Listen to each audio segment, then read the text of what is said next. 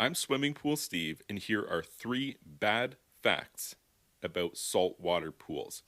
And the first one, I mean, it's not really bad, but for a lot of pool owners, it will be bad because they're searching for an alternative to chlorine. They've heard chlorine is bad, they don't want it, so they choose salt water. But the problem with that is saltwater pools are chlorine pools. You didn't choose something different. What you did is you changed the way that chlorine is getting into your water. It used to be that somebody else manufactured it, you bought the chlorine from them, and then you added it to your water. And what you've changed by adding 3,000 parts per million of salt to your pool is now you no longer go and buy chlorine, you periodically buy salt, and then you generate your own chlorine from the sodium chloride that you added to the pool. So that's the first bad thing about saltwater pools. They're not an alternative to chlorine. More accurately, they're a chlorine generation system. So the second fact about saltwater pools, if you get one, you are going to have chronically high pH in your water. And the reason why that is because the type of chlorine that saltwater systems generate has a very high pH, and as a result, the pH of your water will always be drifting upwards. Now, the total alkalinity in your water helps to resist against the upwards movement of pH, but ultimately, if you have a saltwater pool, you will almost always have a pH above 8.0. And this is very significant because chlorine is not very effective at pH above 8. By the time you get above 8.2 and certainly above 8.4, the chlorine in your water is almost completely ineffective.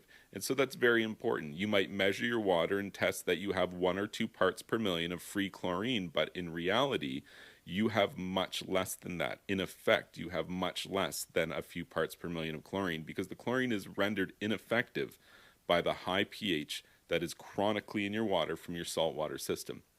And just as a side note, the solution to that would be to explore borates for your swimming pool because that can help to limit the upward drift of pH. And they work by establishing your pH and alkalinity where you want it, and then you add about 30 to 50 parts per million of borates, and that really helps to kind of lock in those values. And if you're a saltwater pool owner, that's definitely something that you should be looking at.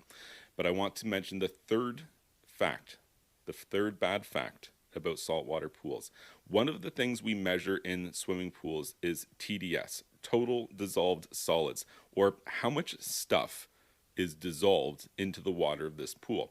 And once you get too high of a number of total dissolved solids, what the pool becomes somewhat unmanageable, and your chemical additions aren't really effective in the way that they used to be.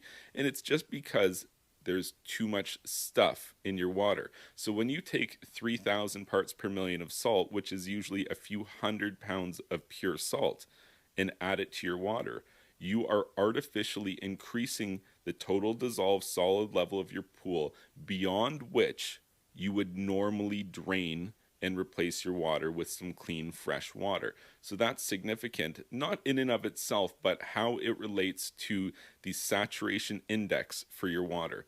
Now, this is approaching some more complicated stuff about water chemistry, but essentially what saturation index is it's the balance equation that determines whether your water is in a neutral state, an acidic state, or a scaling state. And with saltwater pools, chronically, you will find that you're in a scaling state.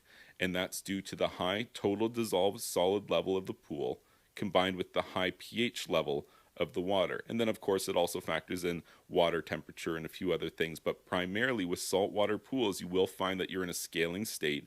Scale can form on the electrodes of your saltwater system, but it can also form in the internals of your